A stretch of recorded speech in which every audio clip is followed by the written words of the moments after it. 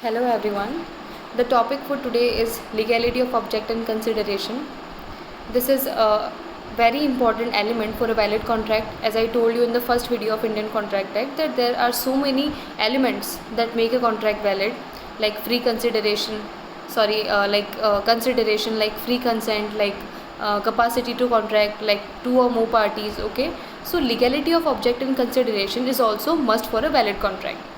As per section 23, every agreement of which the object और consideration is unlawful is void. ऐसा कोई भी agreement जिसमें अनलॉफुल ऑब्जेक्ट है, अनलॉफुल कंसिडरेशन है, वो क्या होते हैं? void होते हैं.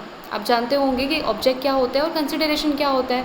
ऑब्जेक्ट का मतलब है जिस पर्पज़ के लिए एग्रीमेंट बनाया गया है, फ्रेम किया गया है, और कंसिडरेशन क्या है? जो रिटर्न में आपको मिलेगा, जो बेनिफिट आपको मिलेगा, ओके, उसे हम कंसिडरेशन कहते हैं. The words consideration and objects are not synonymous.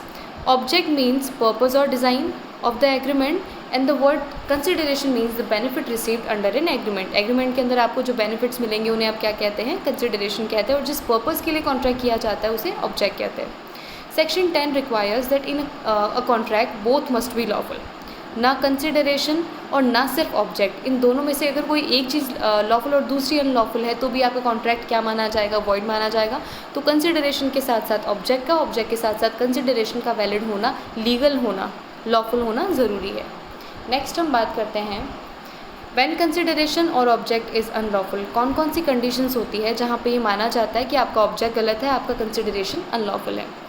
According to section 23, the consideration or the object of an agreement is unlawful in the following cases. Number 1, if it is forbidden by law. अगर आपकी law ने clearly इसको prohibit कर दिया है, clearly forbidden कर दिया है, तो इस तरह के ऑब्जेक्ट्स या कंसिडरेशन अगर आपके एग्रीमेंट में होते हैं तो आपका एग्रीमेंट वॉइड माना जाएगा. एग्जाम्पल के लिए स्मगलिंग का मतलब होता है इलीगल तरीके से इंपोर्ट करना, एक्सपोर्ट करना, ठीक है, मर्डर करना, ठीक है, रॉबरी, ये सब चीज़ें हमारे लॉ ने उनको क्लियरली प्रोहिबिट कर दिया है. तो अगर किसी ऐसे कंसिडरेशन के साथ, ऐसे ऑब्जेक्ट के साथ हम कॉन्ट्रैक्ट करते हैं तो हमारा कॉन्ट्रैक्ट वॉइड माना जाता है. Number 2, if permitted it would defeat the provisions of any law. अगर ऐसे ऑब्जेक्ट को, ऐसे कंसिडरेशन को परमिट कर दिया गया तो क्या होगा? किसी और लॉ, वो जिस लॉ के अंदर आपने एग्रीमेंट बनाया, कॉन्ट्रैक्ट बनाया, सिर्फ वही लॉ नहीं, कोई और एक्ट, कोई और लॉ का कोई प्रोविजन है जो डिफीट हो जाएगा. अगर ऐसा होता है तो ऐसे कंसिडरेशन, ऐसे ऑब्जेक्ट के साथ कॉन्ट्रैक्ट को वैलिड नहीं किया जा सकता, लीगली उसे इन्फोर्स नहीं किया जा सकता है.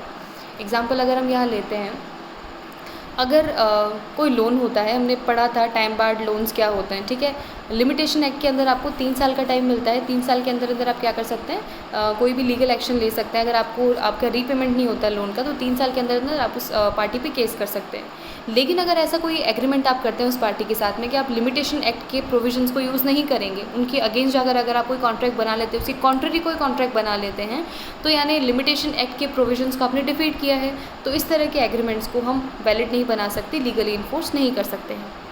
नेक्स्ट हम बात करते हैं इफ़ इट इज़ फ्रॉडुलेंट. अगर ऐसा होता है, हमने फ्रॉडुलेंट वर्ड पहले भी पढ़ लिया है जब हमने फ्री कंसेंट पढ़ा था, कि फ्रॉड का जब हम टॉपिक पढ़ रहे थे हमने पढ़ा था कि अगर आप कोई मटेरियल फैक्ट कंसील कर रहे हैं, छुपा रहे हैं, अगर आपने जो रिप्रेजेंटेशन दिया है, आपने जो स्टेटमेंट्स और जो इन्फॉर्मेशन दी है वो फॉल्स है, गलत है, अगर आप ऐसा कोई प्रॉमिस करते हैं जिसके पीछे आपका परफॉर्म करने का इंटेंशन नहीं है, तो अगर इस तरह के एलिमेंट्स होते हैं, इस तरह की कंसिडरेशन, इस तरह के ऑब्जेक्ट के साथ आप काम करते हैं, तो आपका जो कॉन्ट्रैक्ट, जो एग्रीमेंट है वो क्या माना जाएगा? वॉइड माना जाएगा. नेक्स्ट है if it involves injury to the person और प्रॉपर्टी ऑफ अनदर.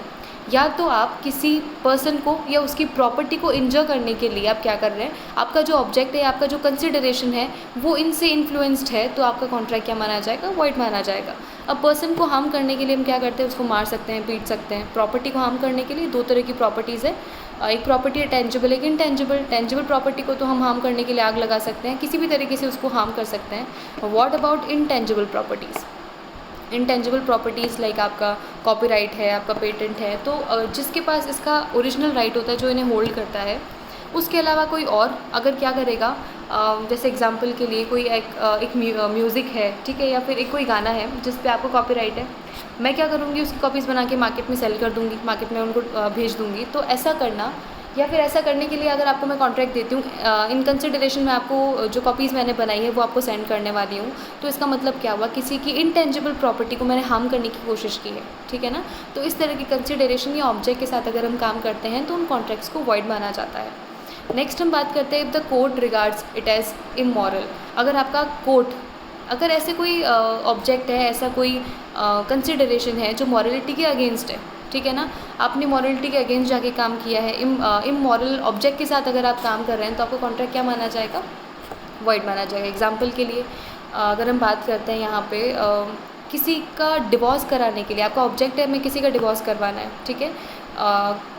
इसके अलावा और एग्जांपल लेते हैं कि अगर आप अपना घर किसी को रेंट पे देते हैं और उस घर को रेंट पे लेने के पीछे जो पार्टी का ऑब्जेक्ट है वो है प्रोसिक्यूशन के लिए, अगर वो रेंट पे ले रहे हैं, ना सिर्फ घर, अगर आप कपड़े गहने ये सब प्रोसिक्यूशन के लिए, मतलब ऑब्जेक्ट जो है प्रोसिक्यूशन है, जो कि हमारी सोसाइटी के हिसाब से इमोरल है, जो हमारे कंट्री के लिए इमोरल है, जो हमारी सोसाइटी है उनके लिए इमोरल है, जो हमारे रिलीजन के लिए इमोरल है, तो फिर क्या माना जाएगा? अगर आप प्रोसिक्यूशन के इंटेंशन से उस ऑब्जेक्ट से किसी को अपना फ्लैट या फिर अपना कोई भी प्रॉपर्टी अगर आप देते हैं तो उस कंसिडरेशन के साथ, उन ऑब्जेक्ट के साथ कभी भी कोई कॉन्ट्रैक्ट वॉइड नहीं हो सकता है।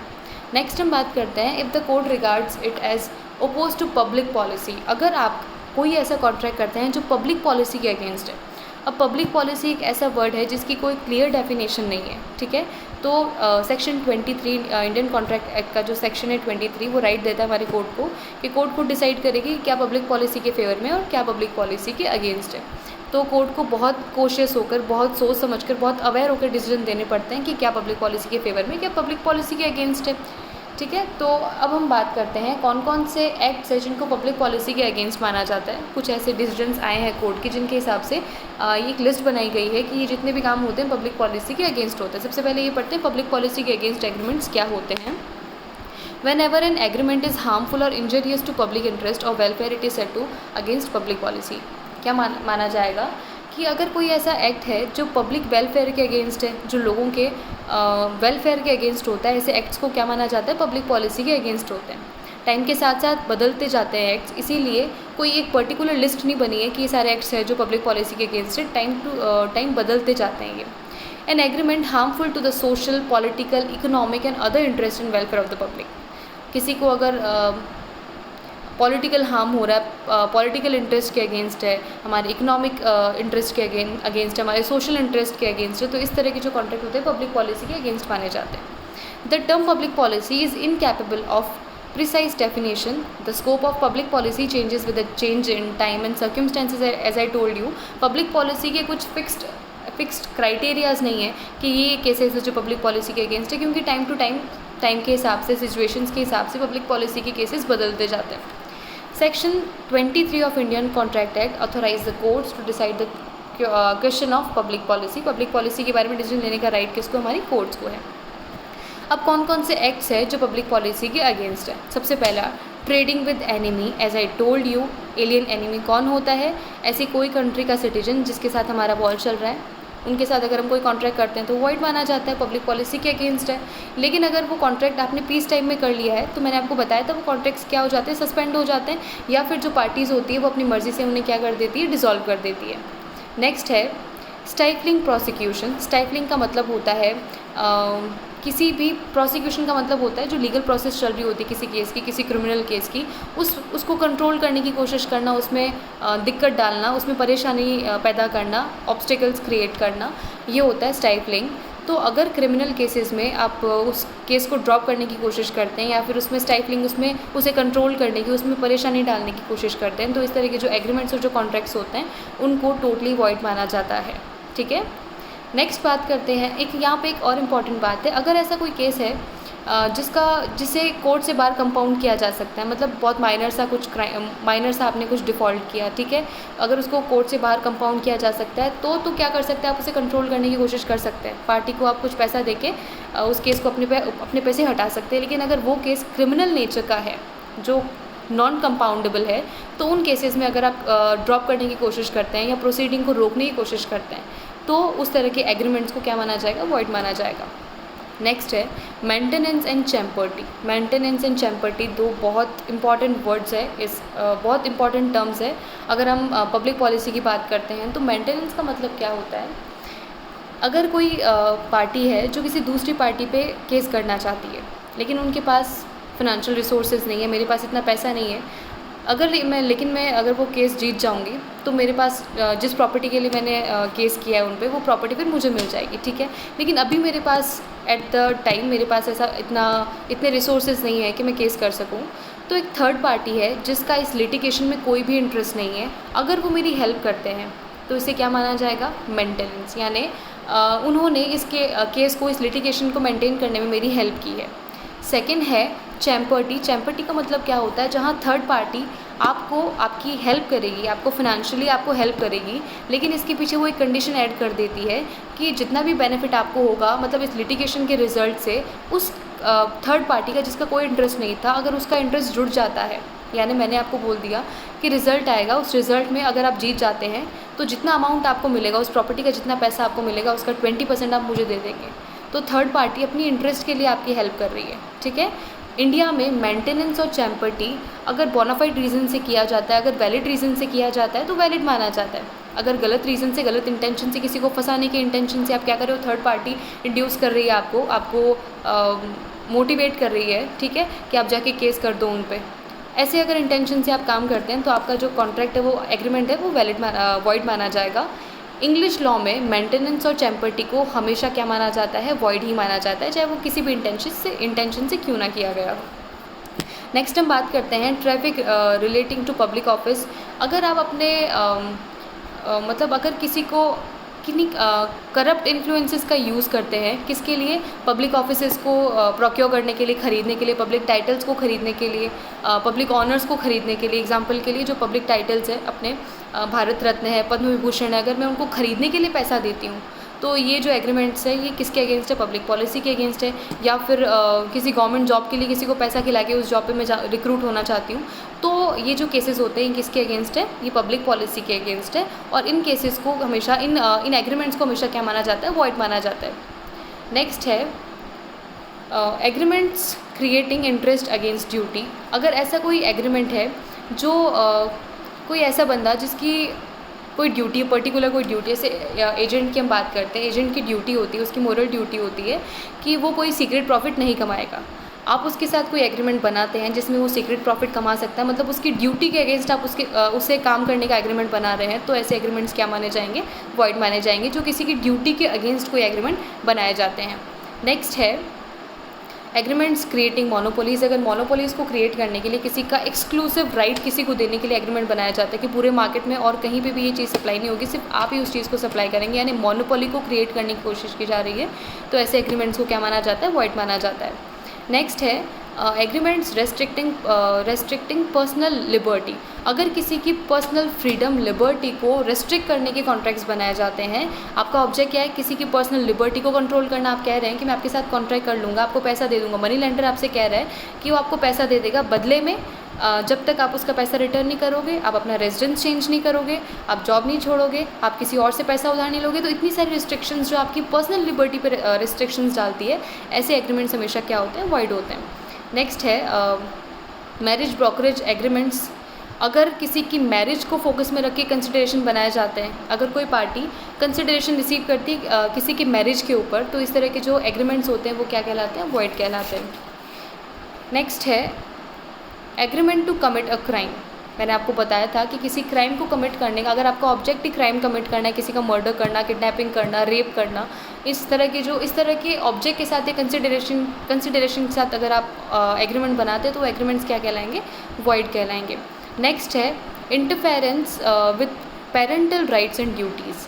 हमारे जो पेरेंट्स होते हैं वो हमारे नेचुरल गार्जियंस होते हैं, ओके, उनके पास राइट होता है हमारी गार्जियनशिप का, उनके पास अथॉरिटी होती है हमारी गार्जियनशिप की, तो ये अथॉरिटी परमानेंटली किसी को ट्रांसफ़र नहीं करते, हमारे पेरेंट्स नहीं करेंगे। और सेकंड, उनकी ड्यूटी होती है कि वो इन राइट्स का यूज़ करें हमारे इंटरेस्ट में, यानी चिल्ड्रन के इंटरेस्ट में। तो अगर ऐसा कोई एग्रीमेंट होता है जो उनकी ड्यूटीज़ या राइट्स में इंटरफेयर करता है तो एग्रीमेंट्स वॉइड माने जाते हैं। नेक्स्ट है interference with marital duties. Marital duties किसी की शादी, मतलब आप किसी का डिवोर्स करवाने के एग्रीमेंट कर रहे हैं, मतलब उनकी मैरिटल ड्यूटीज़ जो होती है, यानी जो स्पाउसेस होते हैं, हस्बैंड है, वाइफ है, उनकी जो मैरिटल ड्यूटीज़ होती है उनमें कहीं रेस्ट्रिक्शन डालने की, उसमें कहीं इंटरफेयर करने के लिए अगर आप कोई एग्रीमेंट करते हैं तो एग्रीमेंट्स वॉइड कहलाते हैं। Agreements to defraud creditors and revenue authorities, या फिर क्रेडिटर्स को के साथ फ्रॉड करने का अगर मैंने कोई एग्रीमेंट बनाया, या फिर जो रेवेन्यू अथॉरिटीज़ होती हैं उनके साथ फ्रॉड करने का अगर मैंने कोई एग्रीमेंट बनाया है, ए बी सी तीनों मिलके एक एग्रीमेंट करते हैं कि हम हमारे जो ट्रांजेक्शन्स होंगे उनमें से कुछ ट्रांजेक्शन की एंट्री बुक्स में नहीं करेंगे, क्योंकि हम क्या करेंगे, टैक्स बचाने के लिए सब कुछ कर रहे हैं। तो आपका ऑब्जेक्ट जो था वो क्या था, किसी के साथ फ्रॉड करना था। इस तरह के ऑब्जेक्ट के साथ जो कॉन्ट्रैक्ट्स बनाए जाते हैं वो हमेशा क्या होते हैं, वॉइड होते हैं। नेक्स्ट हम बात करते हैं एग्रीमेंट्स अनलॉफुल इन पार्ट। कुछ ऐसे एग्रीमेंट्स होते हैं जो पार्टली लॉफुल होते हैं, पार्टली अनलॉफुल होते हैं। उनकी कंडीशन में क्या कंसिक्वेंसेस होते हैं। सबसे पहला, several objects with one consideration. ऐसा कॉन्ट्रैक्ट है जहाँ पे बहुत सारे ऑब्जेक्टिव्स हैं, एक कंसिडरेशन है, और उन इतने सारे ऑब्जेक्ट्स में से कोई एक भी ऑब्जेक्ट अगर अनलॉफुल है, पूरा का पूरा एग्रीमेंट ही वॉइड है। नेक्स्ट है single object with several consideration. Object एक है लेकिन कंसिडरेशन बहुत सारे हैं, और इतने सारे कंसिडरेशन में से कोई एक कंसिडरेशन अगर लॉफुल नहीं है, अनलॉफुल है, तो ऐसे एग्रीमेंट्स पूरी तरह से वॉइड माने जाएंगे। अब हम बात करते हैं कुछ ऐसे एग्रीमेंट्स होते हैं जो पार्टली लॉफुल और पार्टली अनलॉफुल होते हैं, तो वहाँ पे क्या कंसिक्वेंसेस होते हैं। पर lawful part can be separated from the unlawful part. जहाँ पे लॉफुल अनलॉफुल पार्ट को अलग किया जा सकता है, तो लॉफुल जो पार्ट है उसे वैलिड माना जाएगा, लीगली इन्फोर्स होगा, और जो अनलॉफुल पार्ट है वो क्या हो जाएगा, वॉइड हो जाएगा। Where lawful and unlawful parts can't be separated, अगर अलग नहीं किया जा सकता तो पूरा का पूरा कॉन्ट्रैक्ट ही क्या है, वॉइड है। नेक्स्ट है reciprocal promise to do things legal and also other things illegal. हमने प्रोमिस किए। रेसिप्रोकल प्रोमिस क्या होते हैं, जो एक दूसरे के लिए कंसिडरेशन क्रिएट करते हैं, वो प्रोमिस जो एक दूसरे के लिए कंसिडरेशन क्रिएट करते हैं। तो एग्जाम्पल के लिए मैंने आपसे कहा कि मैं आपको अपना घर सेल कर दूंगी, ठीक है, 10,000 में अगर आप रहोगे, और अगर गैम्बलिंग के इंटेंशन से ले रहे हो तो 50,000 में सेल कर दूंगी। तो जो पहला प्रॉमिस था वो क्या था, लीगल था, तो वहाँ तक हमारा कॉन्ट्रैक्ट वैलिड है। यानी 10,000 के लिए मैं आप पे क्लेम कर सकती हूँ, लेकिन 50,000 के लिए क्लेम नहीं कर सकती, क्योंकि वहाँ पे मेरा इंटेंशन, वहाँ पे मेरा जो ऑब्जेक्ट था वो क्या था, इलीगल था। नेक्स्ट है alternative promise, one branch being illegal. ऐसे कोई प्रॉमिसेस अगर होते हैं, अल्टरनेटिव प्रॉमिसेस होते हैं कि या तो राइस सेल कर दूंगी, या तो आपको ड्रग सेल कर दूंगी, बदले मुझे 1000 रुपीज़ दे देना, ठीक है। अल्टरनेटिव प्रॉमिसेस थे जिनकी एक ब्रांच लीगल थी, यानी राइस वाली जो ब्रांच है वो लीगल है, और ड्रग्स वाली जो ब्रांच है वो इलीगल है। तो जो ब्रांच लीगल है उसको तो हम वैलिड बना देंगे उस एग्रीमेंट को, जो इलीगल है वो एग्रीमेंट क्या हो जाएगा, वॉइड हो जाएगा। बहुत छोटा सा, बहुत ईजी सा टॉपिक है ये, legality of object and consideration. समझना बहुत इंपॉर्टेंट है, बहुत टर्म्स है ऐसे जो बहुत इंपॉर्टेंट है इंडियन कॉन्ट्रैक्ट एक्ट के लिए। आई होप आपका ये टॉपिक क्लियर हो चुका है। Thank you so much.